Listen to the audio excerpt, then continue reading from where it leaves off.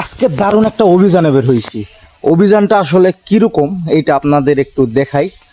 তো আসলে অনেক দিন থেকে ভালো ভালো ভিডিও ছাড়া হয়নি, তো আজকে একটু ভিডিওটা অন্যরকম হতে চলেছে। তো এই যে হাতে আমার এটা কি দেখতে পাচ্ছেন, তো অভিযানটা কি আপনাদের একটু দেখাই, চলেন। এই যে জঙ্গল, এগুলাতে কিন্তু প্রচুর সাপ, প্রচুর। ওই যে আপনাদের দেখাইছিলাম না যে এর আগে সাপ পোকামাকড়, এই যে এই গাছে সাপ ছিল। আর এই যে হচ্ছে অভিযান, এই যে দেখেন এগুলো কি অবস্থা। অভিযানটা কি জানেন? অভিযানটা হচ্ছে এই যে আমার হাতের অবস্থা দেখেন, ফুলে উঠছে, মৌমাছি কামড় দিছে। তো আমরা আজকে মৌমাছির চাক, এই যে দেখেন কত মৌমাছি উঠতেছে। এই যে এই যে এই যে এই যে এই যে এইখানে হচ্ছে সেই মৌমাছির, এই যে দেখেন এইখানেই হচ্ছে সেই মৌমাছির চাক। এইখানে খুঁজে পাইছি, এইখানটায়। এই যে এটা হচ্ছে কলা, দেখছেন কত সুন্দর কলা হয়েছে আমাদের। এই গাছ কয়েকটা লাগাইছিলাম বুঝছেন, বাড়ির পিছনে।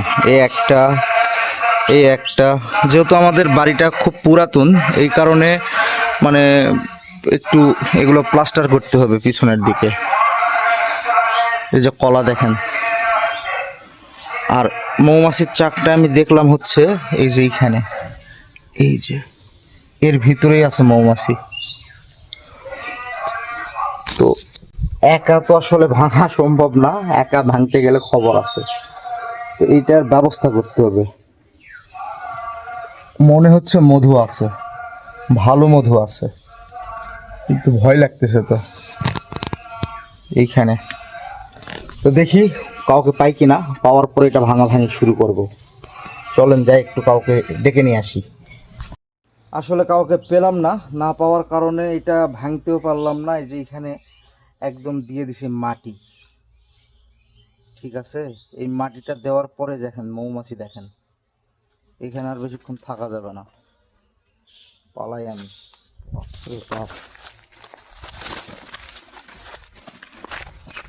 মাটি দিয়ে দিছি ওখানে।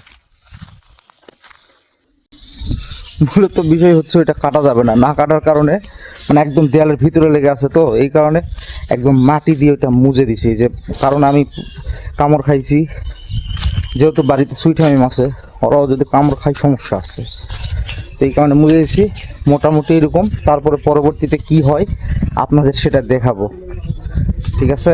সবাই ভালো থাকবেন, আল্লাহ হাফেজ।